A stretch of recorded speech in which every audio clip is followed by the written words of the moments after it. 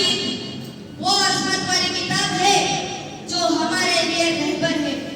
قرآن مجید جس ذات کی طرف سے نازل ہوا وہ ذات بھی ایسی ذات ہے، اس ذات کے علاوہ کوئی عبادت کے لائق نہیں ہے، وہ وحدہ لا شریک لہ ذات ہے۔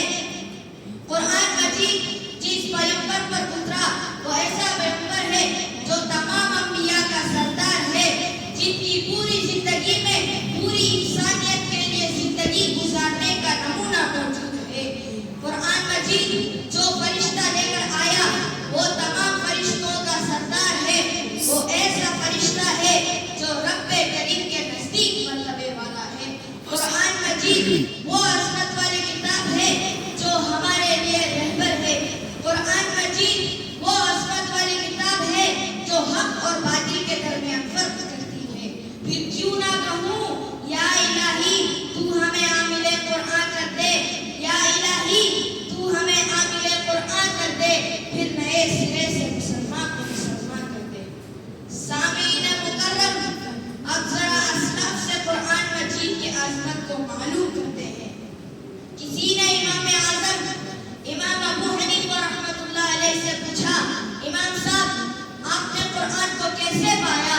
تو انہوں نے فرمایا، میں اب تک قرآن مجید سے ہزاروں مسائل نکال چکا ہوں مگر ابھی تک قرآن کا معنی پورا نہیں ہوا۔ کسی نے امام غزالی سے پوچھا، امام صاحب آپ نے قرآن کو کیسے پایا؟ تو انہوں نے بڑی عجیب بات کہی، قرآن مجید آسان بھی ہے اور مشکل بھی ہے۔ آسان تو اتنا ہے کہ کسی بھی 8 سال کے بچے کے سینے میں محفوظ ہو جاتا ہے، مشکل اتنا ہے کہ 1400 سال سے علماء، مفتیان، مفسرین قرآن میں بہت آزاد ہے، لیکن ابھی تک کوئی بھی اس موتی کو حاصل کرنے میں کامیاب نہیں ہوا۔ کسی نے امام احمد بن حنبل سے پوچھا، امام صاحب قرآن کو کیسے پایا؟ تو انہوں نے بڑی عجیب بات کہی، ایک دفعہ میں نے خواب میں اللہ کی زیارت کی، اللہ سے میں نے پوچھا، یا اللہ تجھے سب سے زیادہ محبوب چیز کون سی ہے؟ جواب ملا، قرآن۔